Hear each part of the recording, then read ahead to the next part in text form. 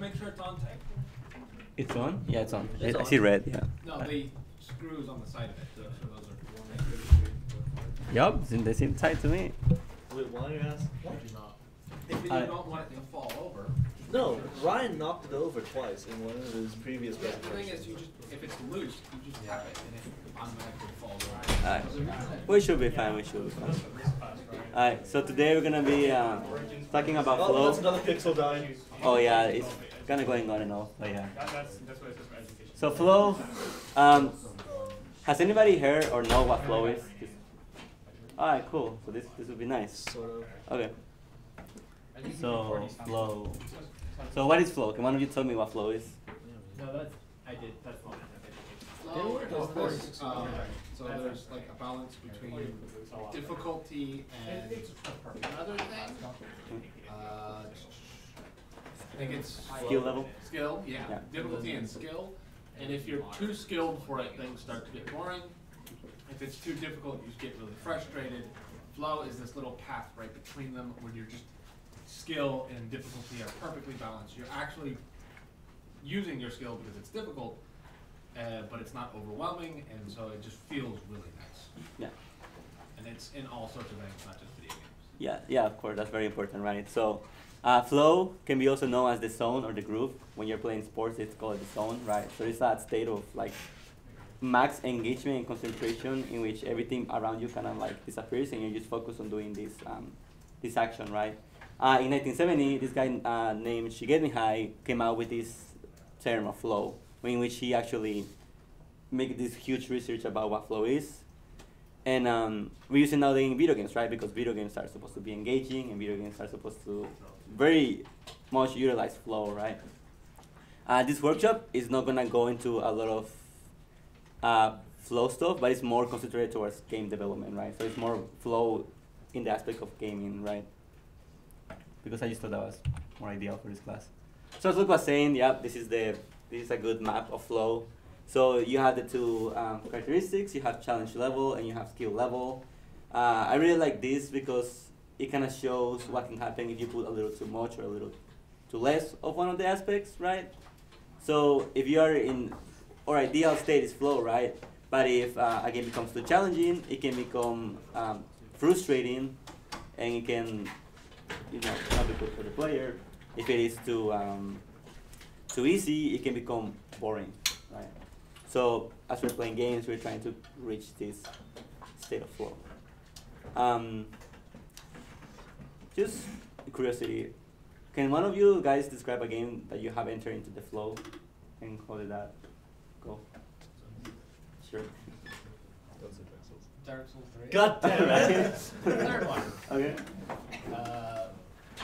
There's a bunch of different bosses, but there was this one boss that I was losing to over and over again, and I was in the anxiety state, but I was getting better at the game in that state, and then I got to a certain point where my skill matched the difficulty level, and I was able to dodge not all, but most of his attacks, and then eventually take him down, and that was extremely satisfying. And I was completely focused on the game for a good period of chunk during that last battle. Okay. Yeah. Hollow Knight is another game. Mm-hmm. Pretty much the same situation as them. Yeah. There's another hand. Type of game. Okay. So as you can see, flow, it's kind of it's a subject of you are not in flow, and then you get into the flow, and then if you become too skilled, the opposite happens, and then it becomes boring, right? So flow is something very hard to achieve, and it's also very highly dependent on skill, right? Which is different for every player, so that adds this dynamic of being hard to accomplish. Something interesting about Hollow Knight and Dark Souls is that they didn't have a difficulty level, right? They didn't have an easy, normal, hard. So based to that, the game was able to make Luke and Victor reach this level of skill so that it matched the challenge, right? Yeah. So this is gonna be funny. So this is an example. I'm gonna show you guys two videos. This is not the best way I found to actually share this. This is me playing Rayman Legends. Oh my god. And basically it's the same small 40-second section of a level, And we're gonna watch both of them and see what are the difference. What do you guys think in regards to flow? Did a player reach a flow state or not?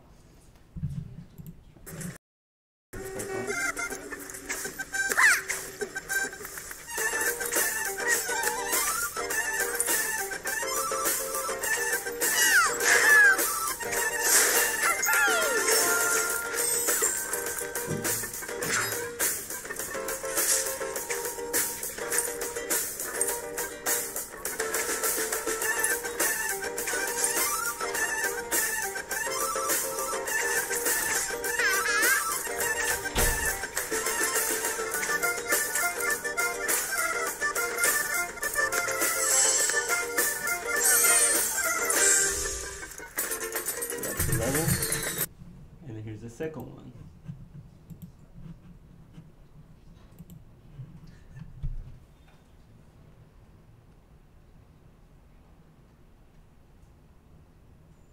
Oh shit.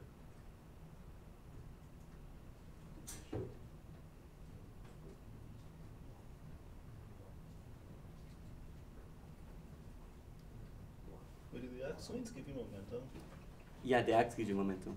Oh, that's interesting. Alright, so what do we notice about those two? And You're taking a much more optimized route the second time, okay, along with maximizing your momentum, along with the. You're not waiting much. okay, You're just going for it. right. You didn't get the little item thing. Yeah, that's true. I did not get the item thing. I was too lazy to record it again and do it again, so I was like, I'm not gonna do that. But ideally, let's say those two were two different players. It was not just me. You were two players. Who do you guys think is more likely to have been in the flow state? The second one. So the actual thing is that it's both. Oh. It's not the second one. Right. A thing about flow is that people think that flow it's being in its state, right? But the very first person, if it was another player, they could have pretty much be putting all their skill into it. They might not be as skilled as the second player, and they might be going slow, but being slow or fast does not correlate with flow. The first person could very much be in flow state, right? So that's something very important that we should know. Then another thing that is interesting to notice is that the design of this level, it's right because we have two players with different abilities, and they were both able to complete this stage, right? Regardless if he was an advanced player or if it's not an advanced player, they were both able to complete the level at their own terms, right? And they were both able to enter flow. Okay. So now we're gonna go into how can we create flow, right? Because flow usually is a very abstract, crazy topic that is researched by philosophy, and it goes. Oh, Well, for the last example, yeah. to say that those two players were in flow also means that the players kind of have like their own objectives in mind, right? So Yes. one is trying to collect all the collectibles, and the other one's trying to get to the level as quickly as possible. Yeah. Whereas if you flip those objectives, then it creates like a different challenge for each of those players. Yes. So Yes. that affect the flow state. I'm so glad you bring this because we're about to touch that, so that's a really good point. So resize for flow, right? So how can we achieve this flow state, right? So there's usually there's 8 states, but these are the 4 that are usually studied in the game design field, and most people like to focus on these 4. So it's a clear task, immediate feedback, balanced difficulty, and minimal distraction. Clear task is like how Oscar was saying right now, is that they both have a different task in mind, and that is really essential for flow. Usually, people like to focus a lot on balanced difficulty. In this workshop, I decided not to focus too much on that. We can talk about it later in a discussion, how to make good difficulty level. But we're more interested in the other stuff that's going on to evoke flow from people. Right. So clear tasks and goals, right? So concrete goals are achievable. So when you're trying to go into flow, right, people have different tasks. When you're creating tasks, you want tasks to be as straightforward as possible, right? So for example, in here we have a level from Celeste, and there's a strawberry that you need to collect. What is the goal in this? To collect the strawberry. Right, so the goal is very simple, right? It's just go from point A to point B. It doesn't matter how you get there, that is the goal. You get that goal instantly when you look at the screen for like 1-2 seconds. What are your thoughts and how do self-induced challenges affect flow? For example, in this specific level, what if Yeah. I want to get the other side of that wall right there? Because it seems like there's something over there. Yeah. So there's instead of challenge, I would say like task, right? Like let's say they have different goals, right? So you have your goal to go there, right? So these goals, there's 3 different levels of challenge of tasks that you can do. There's explicit, implicit, and player driven, right? Okay. So explicit is what is actually given to the player. It's the task that you want to accomplish, right? Which is the one that we can find when it's a concrete goal, right? It is what the game tells you to do, which can be like a quest, like kill 10 monsters. So in this go case, like get the this, right? strawberry. Hmm? So in this case, get the strawberry. Yeah, that's explicit.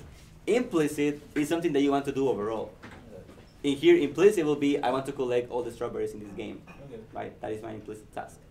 Player-driven will be more close to what you're describing. Player-driven is something that you want to do. For example, I want to beat this boss just using this specific weapon because I want to do that, right? That is not something that the game forces you to do, but it's a task that you might give yourself to do, right? Makes sense. Yeah.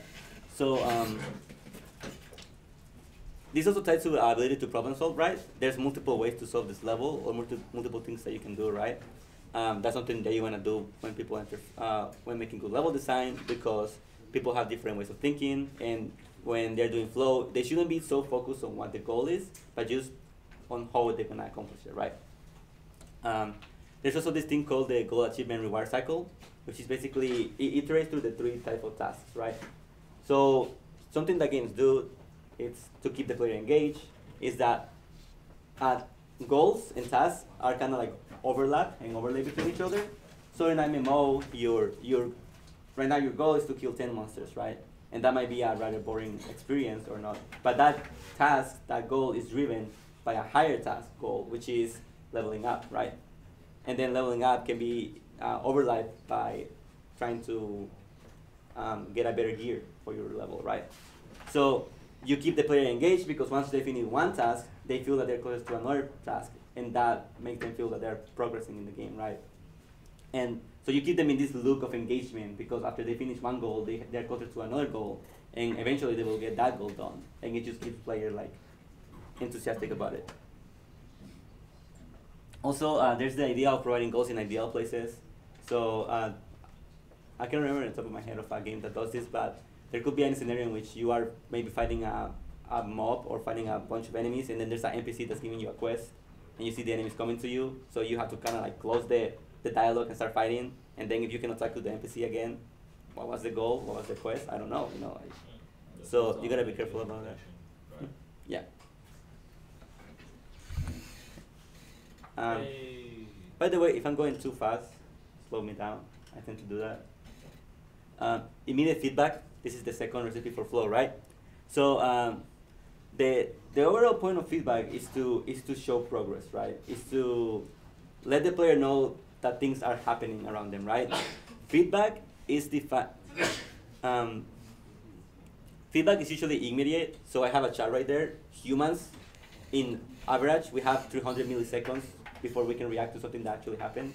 It goes from 200 to 400 for like best players. So bad feedback would be as soon as you press the button, in that same instant you provide some feedback. That would be kind of bad because we as humans, our brain how it functions, we have a little delay. Can someone give me examples of feedback? Like, what is feedback? When you do something good happens, or you. Okay. Like a gun going off and you click mouse 1, it shoots, or Yeah. Then you have the kickback and the sound that comes out as well. Perfect. That's feedback, right? Along with the sound that occurs when you hit an opponent with that gun. Yep. That's feedback. And then whatever result you get from killing the opponent again. Yeah. So good feedback, right? So for example, in this example, when you threw the projectile right to the enemies, you see this like orange stuff coming out, which is supposed to be like insect blood, right? There's also a screen shake. Yeah, and there's also like screen shake. So all this is telling you is that something happened, right? And most importantly, the one that I want to focus on is on the blood, right? So when you see that feedback, you are getting progress. You are getting, I killed this enemy, right? And that's very important feedback to get, right? Also, feedback. Let's see.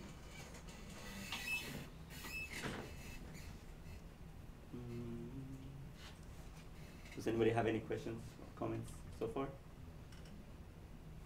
I like the little slowdown that they do when the projectile makes contact with the enemy. Yeah, Yeah, along yeah. the screen shot makes it. Also, the shine you get when you collect the coins, that's another form of feedback, I'm supposing. Yep. Is that you collecting the coins, or is that you using the ability to bring the coins near you?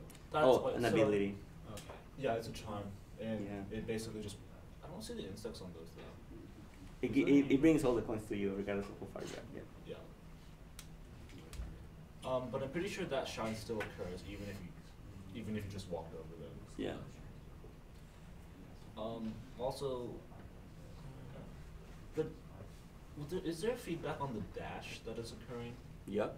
Okay. Is it There's also like the particle effects? Yeah, that's feedback. Okay. Usually is feedback just a small thing, like just like, is there any form, like, do you know any off the top of the head, like any instances of feedback that was over time or just not instantaneous? Yeah.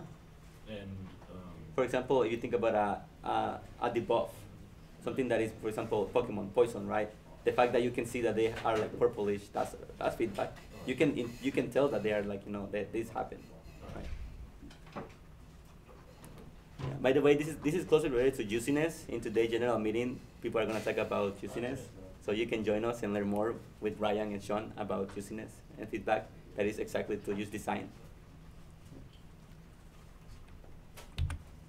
So balance difficulty, right? So stress and performance affects flow, right? If the game is too difficult, it becomes annoying. If the game is too easy, it becomes boring. Luke and Victor were describing what is closely related to that graph. When you are encountering a challenge, most likely they're not going to be in the perfect spot. They're going to be somewhere in the red, maybe in the left side. And as they improve, they will reach that point, right? The issue is that some players have different ideas on when to give up, right? Person A might try to do this 10 times, person B might try to do this 20 times. So you gotta keep those things into consideration when you are doing balancing difficulty, right? There's dynamic difficulty. So dynamic difficulty works in different ways. You basically make the game. Can someone describe to me what dynamic difficulty is? I think we talked about it before in another workshop. Is it when like the game kind of scales to how well you do to like make it harder or easier? Yep, that's basically it. There's different ways to do this. I will just touch it a little bit, I guess. There's different events that can happen on the game that can give you an idea of how skilled your player is. Something that you should never look at is death, because people dying is not a good way to know if they're good or bad. If the player is skillful, it's most likely they're trying to do some crazy stuff, and hence they're gonna die more. Or they can just be messing around with the game and just purposely killing themselves or jumping out of a roof or something. So yeah, there's a whole. Do you have like at least like one example Of a good one? Yeah, of a good Yeah. one. For example, if your game is a game that has abilities that are not given to the player in instructions. For example, Celeste, right? Yeah. Celeste, if you dash out of the screen, you get your dash back, and you can dash back again. Oh shit, really? Yeah, you can do that. And the game never teaches you that. You can learn that. So if Matt Thurston will decide to add pass difficulty, he could see if you did that. If you did that, that's a good way to know, okay, this guy knows this secret ability that is in the game, so I can ramp up the difficulty. Well, you did that on accident. That is true. Difficulty suddenly shot That's up. true. Yeah, that's why you gotta be very careful with it. I mean, there's like a lot to go into it. So yeah, you should treat that very carefully.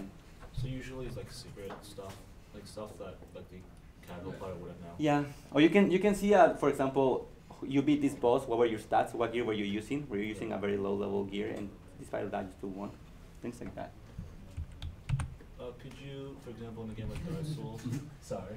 No, go for it. Could you use like how well they dodge as a way to do it? Like, If you add that with consistency, like if you have some sort of tracker that tracks how much they have done a perfect dodge or a perfect parry, like parry is a good one because parry has to be very precise, right? Then I guess, yeah. oh, Yeah. But again, like Luke said, right, you might have dodged by accident one time. You don't want to ramp up the difficulty based on that. so Right? it has to be just like slow ramp up. Something consistent, yeah. Yeah, okay. So this is the other one, the fourth, which is minimal distraction. I have no idea what's going on. Exactly. This is So- why I can't play MMOs. I mean, distraction can come in games in multiple ways. There's usually two types of distractions. There's real-life distraction, where we have no power over, but there's game distraction, and you really don't want to distract your players in-game, right? Because that will add noise to the goal, to the task, and to the difficulty, right? So this is an example of UI distraction, right? That's This, disgusting. yeah, I played this game way too much. What game is this? Forsaken World, from Perfect World. Yeah, it's an MMORPG, I and think you most have. MMORPGs are like this though. Yeah, you have like 20,000 buffs and debuffs going on in the up there. You have your party in the left. You have your skills, 3 rows of skills in the bottom, more skills in the right side. So all this gets in the way of the player, right? This, No, also on the top, there are more. oh yeah, and I told you have more stuff. Yeah. This is one of the reasons I don't like Fallout 4, because when you get in the power armor, instead of the fairly clean UI that you had before, a bunch of weird stuff pops up onto the screen, and it just becomes harder to see what's going on. Yeah. It's interesting. It's distracting. Now this is the easiest one to find, which is UI. There's other things that can be distracting. Overly put narrative can be distracting too. If you put too much narrative in the wrong scenarios, that can distract the player from their goal and their task. Would you consider the fact that there's like a huge player density in that image also add to distraction? Or also adding to distraction? To be devil's advocate, this is not a place where you're gonna fight. This is about to enter a dungeon. Right. So that doesn't have much importance in this scenario, right? But yeah, if this was like some sort of like, if you're a priest and you're trying to heal your party, where is your party, right? So the game did some things like, for example, when you auto heal, you will heal the people who are specifically in your 6 people party, rather than all the Right, 32 people. So yeah, but yeah, that will also be troublesome. Yeah. So now that we have these four ideas of flow and how to evoke flow and make players stay in this state, there's this really interesting research that has been done by several people in which you can kind of combine them and see what you get when you do that, right? In respect to video games. So we have clear task and feedback, right? If you do really good on both of them, what you get back is intuitive. You get a game that is intuitive to play and that it feels natural to play. This is good because your player now, if you give them good feedback, they don't get distracted by it, and you give them clear tasks, they know exactly what they need to do. They need to kill this boss, and there's nothing in my way to do that. So all my skill, all my processing cognition is going to go to beating this boss, to actually committing to the act of defeating this entity. And that's when you can enter flow. That allows people to enter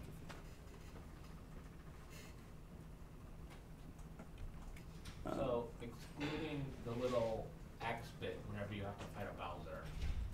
Excluding the what? When after you have to fight a Bowser, the first Mario game would be very intuitive because all you're really doing is heading in one direction and jumping on things' heads and picking up mushrooms. Yeah. Platformers are really good, right? Platformers, what's the goal? Point A to B. A to B, right? And then you can't, in Mario, you can't even go 2 directions, so it's point A to B, not point A to Right. B. Just keep moving right. If I keep moving right, I'm doing progress in this game. I'm getting closer to my goal. The next one we have is core. And so this comes more to understanding your game as what really is this game about, right? So we have balance difficulty and task. So good balance difficulty is difficulty that it's supposed to challenge the player in what this game is really all about. For example, if you're making a game about combat and you introduce difficulty based on memorization, that has nothing related to what the core experience of the game is. You're just adding difficulty for the sake of adding difficulty, and that is most likely to break your core and break flow. For tasks, you want to give players tasks that are important to the core experience of the game, right? So if this is a game about, if it's like Monster Hunter, the tasks are about killing bosses, right? Of course, there's the exception of if you have side quests and things like that. There's a whole branch. Like gathering quests. Yeah. instead of hunting monsters. Yep. Like there's a whole branch of design that is just called quest design. It's an actual job that you use to do quests and side quests and things like that. So that's like an exception, right? Because those are the quests that are meant to be a distraction from the usual. But when you're doing the main game, you want tasks that are closely related to what the overall core of this game experience is. Can anyone think of a game in which we can apply this to? You don't have to give an answer. Just tell a game and we can like think about it. Anybody say a game? Witcher 3. Okay, so what would be an example of bad difficulty in Witcher 3? Everything kills you instantly. That is true. How is that not related to the core? Well, the core of the game is killing things, and if stuff's killing you before you can kill it, then you can't kill those things. Isn't that the same Dark Souls though?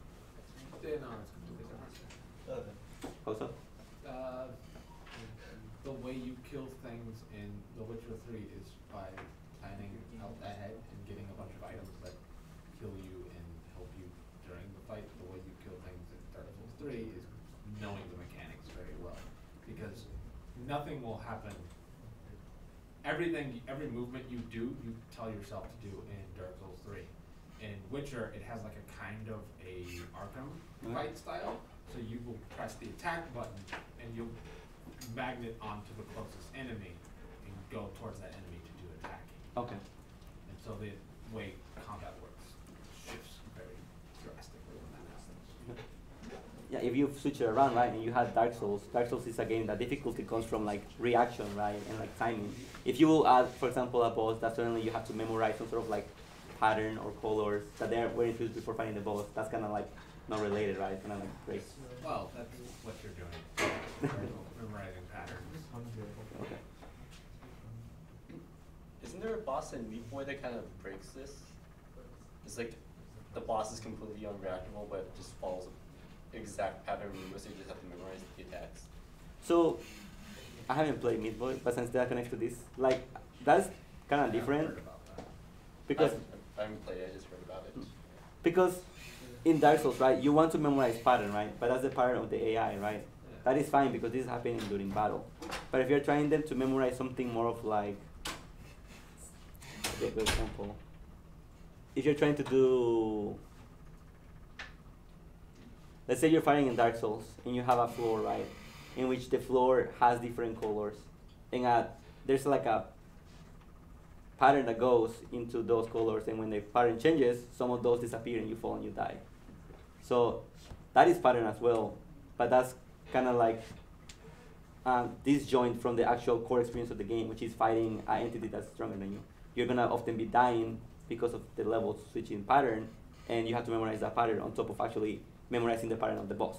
When you're memorizing the pattern of the boss, it's good because you're trying to understand your enemy. You're trying to engage. Your focus is the boss. Your eyes are on the boss, and that is core. The level and the floor changing, that's just added on top. Never put a hole in a boss battle. That never ends well. Yeah. So for the Meat Boy example too, is the same thing. Like I guess that's more of a challenge of memorization, right? You just gotta memorize the pattern of the boss, but that's what you're doing. So to be fair, I feel like most of Meat Boy is just trial and error. Like trying to get to a stage, you fail, you die, and then just try again. Like, hey, it's just an act of repetition, right? Yeah. Yeah. Yeah. Difficulty, you get better by repetition. So yeah. And it's player's perspective.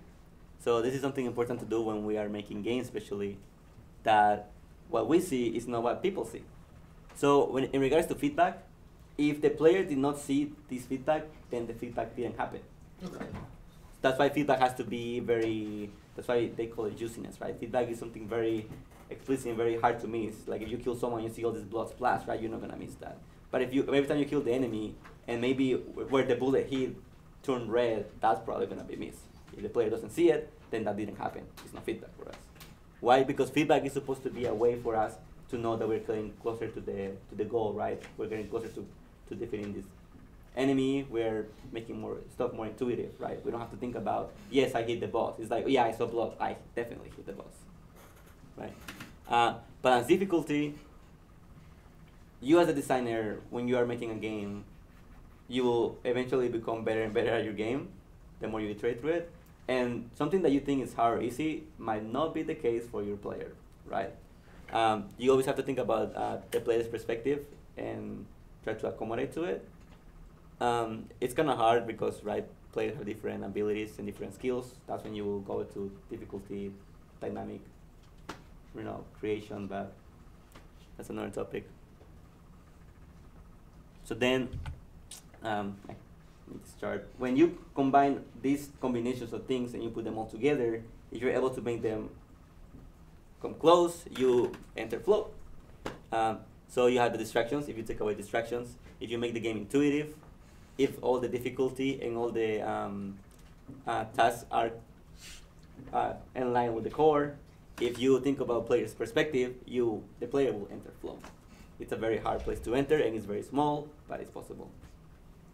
Flow also gets it's strongly connected to limited choices. By adding all of these things together, you give the player a limited amount of choices that they can do, but they can really, really concentrate in those choices that they do. Because of that, they can enter flow. Let's see how we're on time. Oh. Any comments? Questions? That is a Triforce, yeah. I couldn't make a circle, like 3 circles correlate with each other. It would look kind of ugly trying to do this pattern, so I was like, what's the best way to do it? Triforce. Yeah. Oh. Not just a giant Venn diagram. Yep. I guess since we have extra time, do you guys want to go over making difficulty dynamically, properly? Sure. All right. Wait, is that the end? Yeah, that's the end. We have a little extra time. Any comments actually then? Before that, comments, concerns, questions? Okay. So difficulty, I think it's 3, yeah. So, what is a bad example of changing the difficulty? And what is a good example of changing the difficulty? Scaling health. Oh shit, no, yeah, scaling hell is awful. I concur. Okay. No one likes to shoot the same enemy like 20 times to kill them when it's, Upping the health of everything. it's generally a bad idea. Also, I play a lot of Civilization, and in Civilization, when you go to a higher difficulty level, basically, instead of putting you against a smarter AI, they just buff everything. So the barbarians are worse, which I don't really care. Everything, all your units are weaker than all of their units, and so it's like a resource thing. They just get random bonus resources that you have no access to. And though I play it on that difficulty because the easier ones don't challenge me, I don't feel as satisfied when I defeat them because I'm beating the same thing. It's just for some reason Taking longer. stronger. Yeah. You had a. Oh no, I was just agreeing with them. Oh, okay. They were saying. In Warframe, the way the enemy scales is that there's an exponential scaling to health and armor, which is damage reduction. Okay. So the weird thing about that game is because Warframe in general is very modular, there's a lot of options for players, as a result, min-maxing occurs, and you can become incredibly efficient at killing lots of enemies.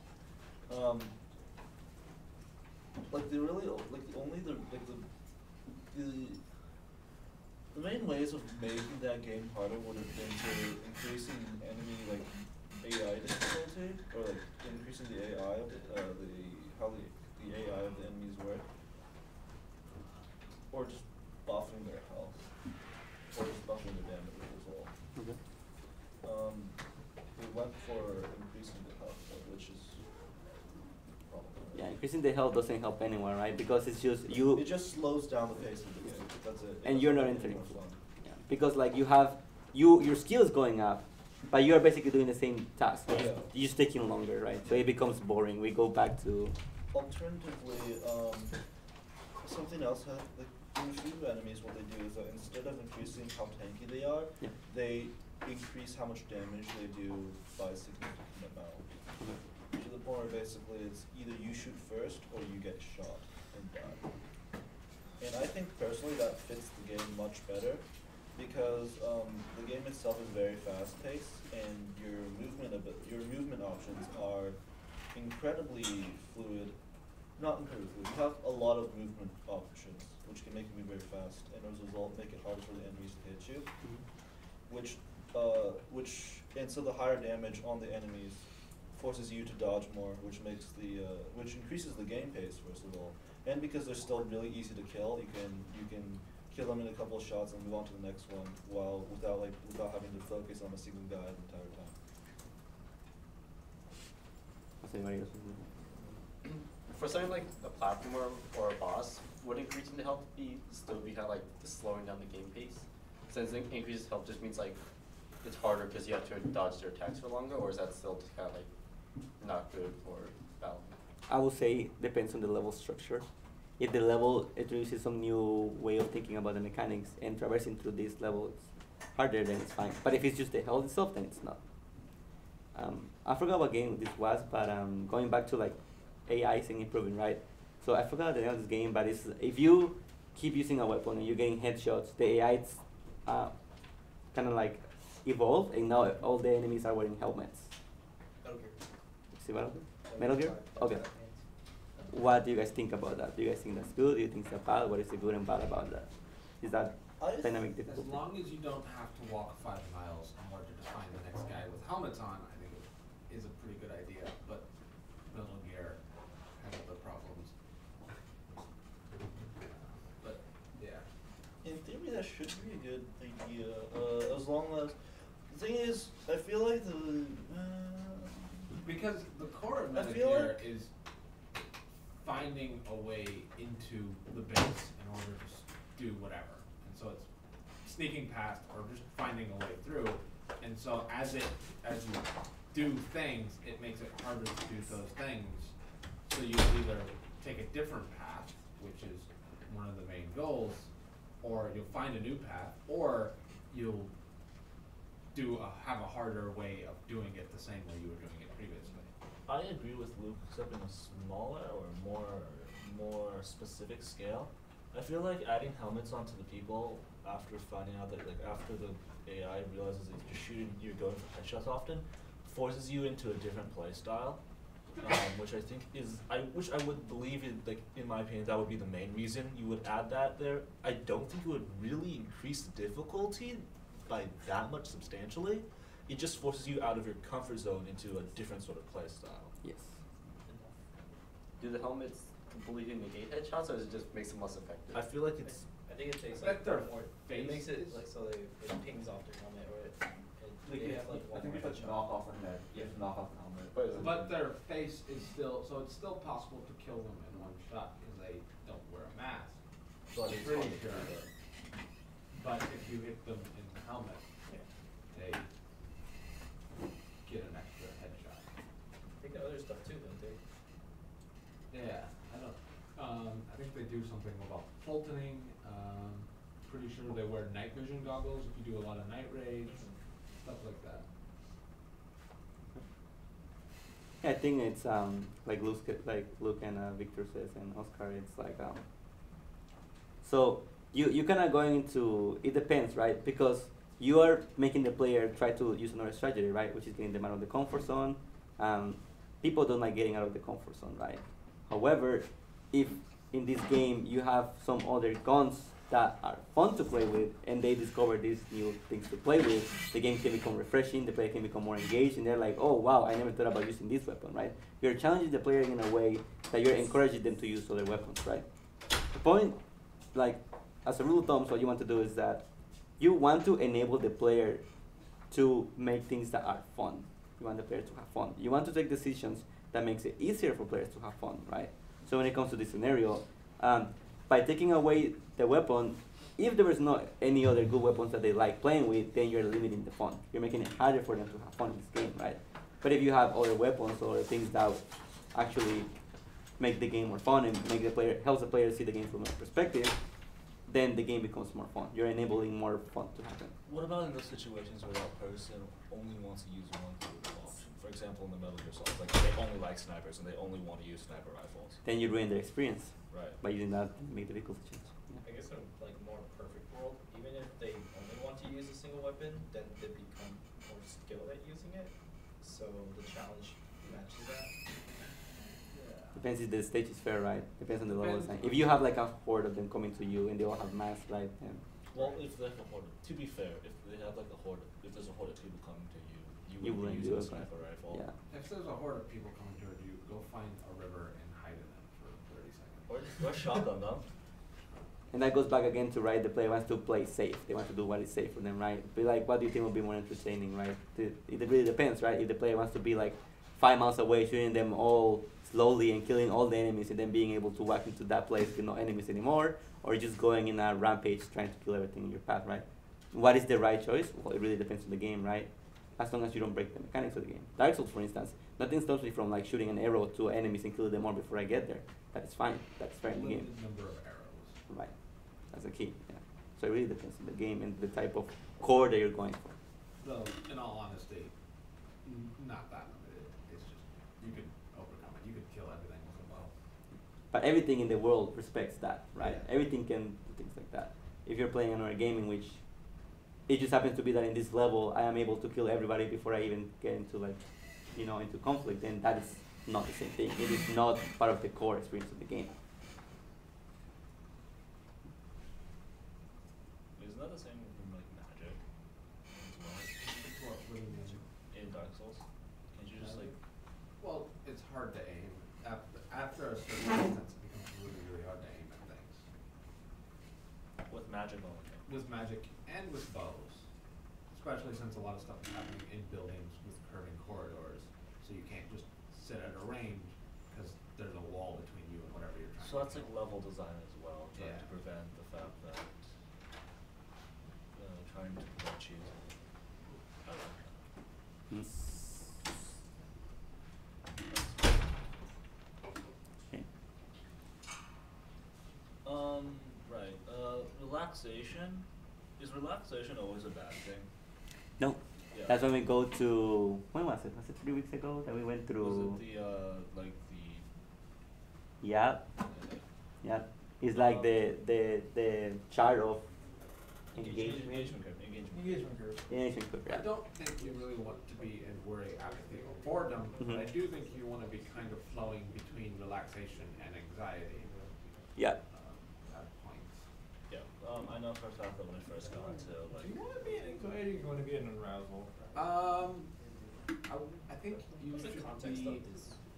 not necessarily sitting in it for long periods of time, but having some But- anxiety is really interesting. For heading example, in that direction. So when I like, was playing depending on the game, arousal. is it? I mean, when I first got I into hear like, you. like a boss battle in Hollow I Knight, don't think of anxiety it was the Soul Master. I was something freaking motivating you to terrified do something else. the entire time I was I mean, fighting him. to me which that's I a loved very the negative fact word. that was Yeah, absolutely it is a negative word. So like Victor says, right, like anxiety, but it was more anxiety of terrified of this being, right? So that's just adding more to the core experience of the game. It's like, but that's not necessarily anxiety because you're scared of dying. That's anxiety because of like this battle. It's like, It was Yeah. both. Okay. The thing about anxiety is anxiety naturally pushes people away from it. Yeah. Relaxation naturally invites people to it. yeah. So it's very, very easy for a player just to fall into the relaxing place and then fall through it into boredom. It's It's very much a fairly balance. hard to make it through anxiety. It'll either stop playing it in anxiety or try to get out of it. If you're pushing people into an anxious state. Yeah, I feel like if a player's in an anxious state, they're probably going to put down your game. Yeah. If they're in a roused state, I think they're going to rise to the Yeah. challenge. The, They're anxious, the they're- distinction between those two, anxiety Is The problem with say anxiety worry is that a- anxiety comes more to player. If you're a player who likes to keep repeating and challenging and confronting this thing over and over again, then you might not feel anxiety as a bad thing. Yeah. But there's players who after trying 5 or 4 times, they're gonna give up and give away the game, like right? So that's where speedrunners, for anxiety is. example, I feel like they're almost always in like an anxious state because they're trying No, to. they're No, roused because state. but their skill level helps a lot, right? Because if you're Yeah. speedrunning a game, then they're probably not in anxiety. They're probably in a rustle. Right. Okay. That's fair. Yeah. And then again, right, going back to the first comment that started all this path is if you're always in flow arousal, right, the player's gonna get exhausted, right? We cannot just always be in that. We have to have a pace in the game, right? There should be I, for some reason, would put worry as more desirable than anxiety. worry. Okay. Because I really don't care about that word, But like worry is less intense than anxiety, Yeah. and a result, like the higher the challenge, the more anxious you would get rather than worry. It's like worries because it has no skill level involved into it. It can be something like I'm worried that I'm not gonna get this drop. Right? Yeah. That's not based on your skill. That's just RPG. Yeah. RPG. I mean RNG. Yeah. Can I also, I don't know if you mentioned this earlier, but you just pointed on this graph that this graph is actually suggesting that there is a skill level at which you are incapable of enjoying a game. And I'm just like, Middle. that seems elitist.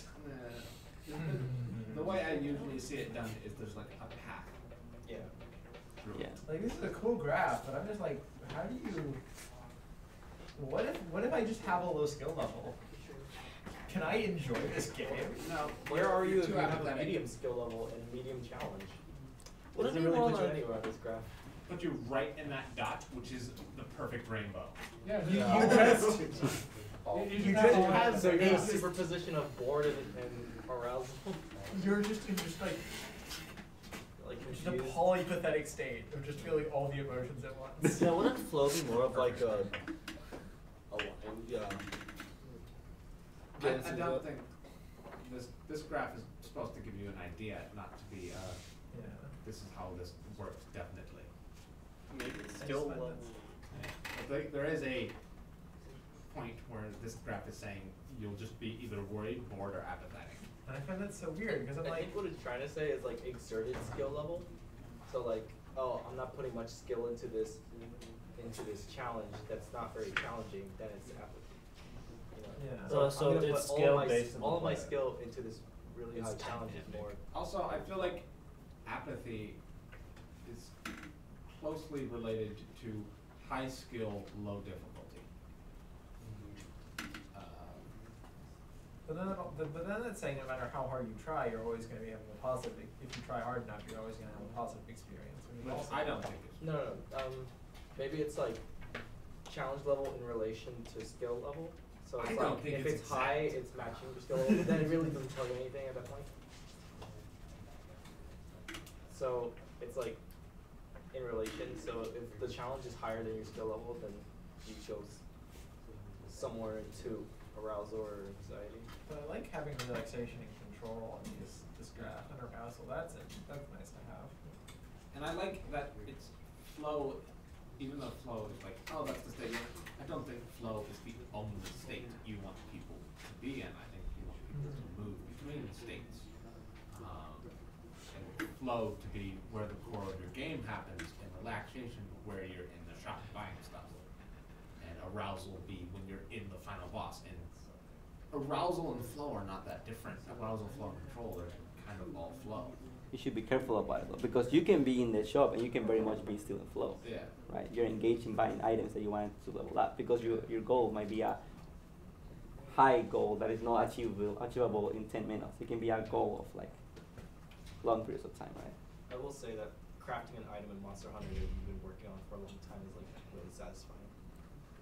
I don't think flow fits with these other emotions quite as well. Is flow really an emotion? Yeah. I mean, you can say flow is a state of engagement. State of mind. So I would. This is just me critiquing the graph at Go this for it. point, but I would.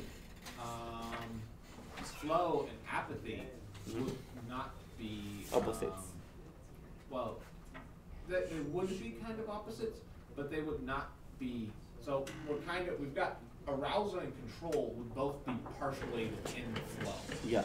So flow and so it'd be you have the graph with arousal, anxiety, worry, control, relaxation, boredom, and then flow and apathy would be placed on top of that in certain areas, if that makes sense.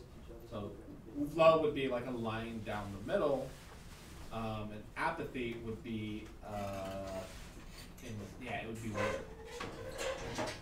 Apathy would be in the as your skill level greatly exceeds your difficulty, then you would just fall. Yeah, on no, I feel like So apathy the and edges relaxation would might be- want to be switched. Yeah. No, yeah, because it's like, that's what it is, right? Like challenge level, it becomes meaningless to you because you are exerting very little skill level, right? Yeah. I think it would be fun, instead of, to make the graph a little bit more interesting, it would be flowing outwards, and so you could have flow at low skill level. So flow would go down the middle, Yeah. and on either side of it would be arousal and control, and then outside of that you would have relaxation and anxiety, and then outside of that would be boredom, and it gets confusing when you get to the low. You're getting similar to the actual one that people use. The actual one that people use is just like this. You have one going right in the middle diagonally, that is flow, and then you have anxiety and boredom. Yeah, so that's how it usually is. It's depicted. Okay. Yeah. But I like control, arousal, and relaxation as states. I think they should be considered. Also, this graph should be, it's like a perfect split down the middle, but it's just slightly turned off. So No, there like- isn't a hard skill threshold. Yeah. Just most unskilled players get well. But not all. Some unskilled players can still have. Flow should exist down there at the lowest level of skill, but if Yeah. to a certain point, depending on the complexity of how much time to output ratio of how you're working on this game. Because if you try to make the game for everyone, it takes way longer than feasible. But you should try to make it enjoyable for as many people. I mean, if you gamify this right, it's like saying having no skill level can be technically you're just getting used to the controllers, right? You're just getting used to how this game actually functions. You're not thinking deeper into like the mechanics. Yeah. And the challenge level, right, is so low that it's just a playground that is safe in which you can play, right? Yeah. But you can very much stay in flow, right? Like if you really like getting into how to use the controllers in there, it is very much in the apathy, but yeah. That's So what I it think is. this thing is assuming Yeah. that as people play, their skill will increase past a certain point. I as a think bare minimum. what this graph is lacking is the visual understanding that flow stays when the challenge level and the skill level are both in the same, right? If skill is in the lowest and challenge is on the lowest, then you are in flow because they're both matching, right? Yeah, that is what this graph is lacking. Are we still recording? Yeah, I thought people might. I mean, I don't think they can hear you guys. So. They can. so. They can hear everyone up to about Oscar. We've been to mic tests. All right, then it's fine. I think this conversation is all good. It's good content. What's next? It is 3:56, I want to say. Okay. No, 58. 3:59. Fine. Four. So that's time. I will stop recording. Oh, any comments, questions, or anything before? I think I said everything. I think we're good. Fine. Thanks for coming, guys. Thank you for the thing. Why did that graph?